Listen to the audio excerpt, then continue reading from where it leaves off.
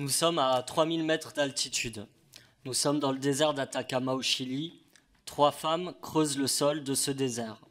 Elles sont à la recherche des restes de leurs frères, de leurs sœurs, de leurs enfants. C'est ici que Pinochet et son régime d'extrême droite a enterré les corps des milliers d'opposants politiques qu'ils ont assassinés.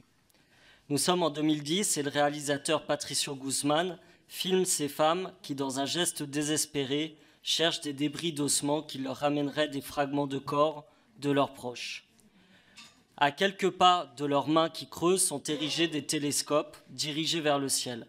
Le désert d'Atacama accueille en effet le plus grand observatoire mondial d'astronomie. Des chercheuses et chercheurs y explorent l'immensité de l'univers et à travers elle, nos origines.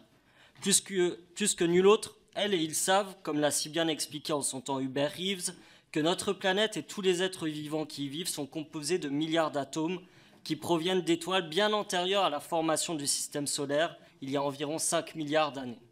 Notre corps est constitué de 97% de ces substances provenant des corps célestes. Alors peut-on imaginer que les 3% restants sont faits de mémoire et de culture, de ce qui nous lie à celles et ceux passés avant nous, qui ont tracé les pas derrière nous et nous permettent de mieux savoir où poser les nôtres. La restitution des restes humains participe donc de cette transmission essentielle d'un passé, parfois douloureux, qu'il convient de restituer à ceux à qui il manque. Ceux qui ont une mémoire peuvent vivre dans le fragile temps présent. Ceux qui n'en ont pas ne vivent nulle part. En cela, le texte proposé aujourd'hui va dans le bon sens en simplifiant la procédure de restitution des restes humains présents dans les collections publiques. En témoigne la proposition de loi de mon collègue Carlos Martins Bilongo. Nous sommes d'accord avec le principe de restitution des restes humains, dont une partie est d'origine étrangère, parfois d'anciennes colonies qui ont été spoliées. Et nous sommes fervents défenseurs du principe de dignité humaine, de l'éthique et du devoir de mémoire dans lesquels s'inscrivent les processus de restitution. Toutefois, nous expliquerons au cours du débat les réserves juridiques et éthiques qu'il convient de discuter pour un tel sujet. Par exemple, le texte stipule que les restitutions doivent être à des fins funéraires exclusivement. Or, il y a contradiction à restituer à un pays ou à un peuple des restes humains, tout en exigeant de lui ce qu'il doit en faire. On le voit, cela ouvre de nombreuses questions. Quel droit voulons-nous concéder aux États demandeurs sur les restes humains sujets à demande de restitution?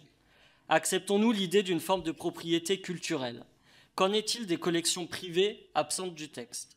Quels moyens supplémentaires donne-t-on à la formation et à la recherche pour authentifier les restes humains? Quid des territoires ultramarins? L'UNESCO et la Déclaration des Nations Unies sur les droits des peuples autochtones imposent de prendre en compte les représentations culturelles qui sont celles du lieu d'origine des restes humains. C'est ce qui doit nous servir de boussole. Je conclus avec cette phrase de l'une de ces femmes dont je vous parlais tout à l'heure, dans le désert d'Atacama, qui creuse le sol du désert à côté des télescopes tournés vers l'espace. Elle dit ceci: « J'aimerais que ces télescopes ne regardent pas que vers le ciel, mais aussi à travers la terre pour pouvoir les retrouver. Car la restitution est aussi une réparation. » Je vous remercie.